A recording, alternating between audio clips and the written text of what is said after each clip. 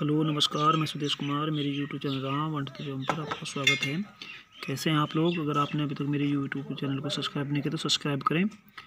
कक्षा 10 हिंदी उत्तराखंड बोर्ड परीक्षा 2020 में इस बार ये पेपर में प्रार्थना पत्र, दो प्रकार के प्रार्थना पत्र बोर्ड परीक्षा में पूछे जाते हैं, औपचारिक और अनौपचारिक।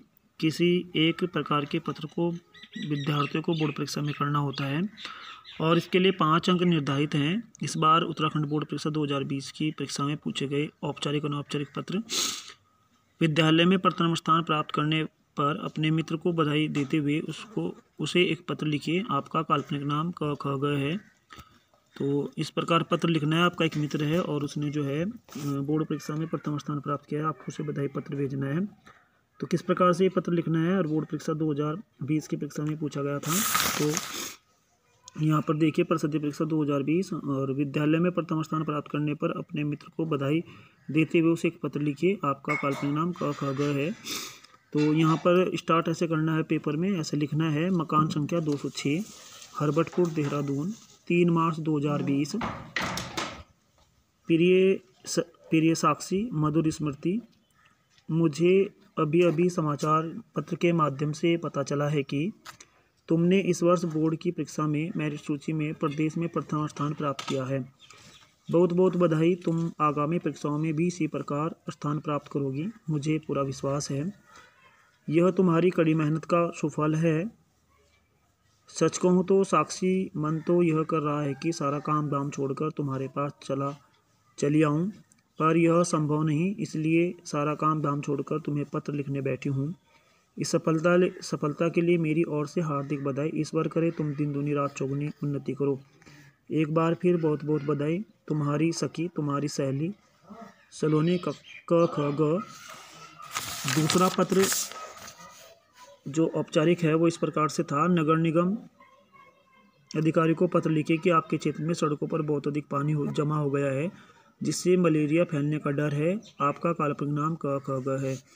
तो सबसे पहले जब आप पत्र लिखेंगे तो सबसे पहले आपको ये मालूम होना चाहिए कि पत्र किसके नाम लिखना है और हमारा विषय क्या है। तो आप जो है आसानी से इस प्रश्न को कर सकते हैं। तो नगर निगम अधिकारी को पत्र लिखिए कि आपके क्षेत्र में सड़कों पर बहुत पानी जमा हो गया है, जिससे मलेरिया फैलने का डर है। आपका काल्पनिक नाम क ख ग है। तो पत्र आपको लिखना है सेवा में नगर निगम अधिकारी देहरादून, नगर निगम देहरादून उत्तराखंड। विषय ठहरे हुए पानी से मलेरिया फैलने का भय।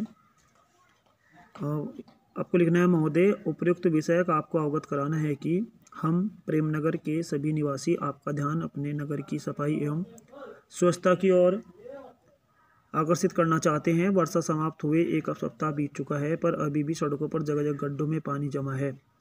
सड़क के दोनों ओर नालियाँ टूटी पड़ी हैं, जिनके गंदे पानी में असंख्य मच्छर भिनभिनाते देखे जा सकते हैं।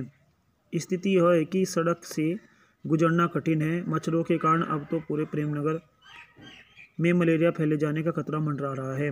अतः आपसे अनुरोध है कि ठहरे हुए वर्षा जल की निकासी और मच्छरों के खात्मे के लिए कॉलोनी में फैगिंग कराने अथवा मच्छर मारने वाली दवाई के छिड़काव का प्रबंध अविलंब कराएं।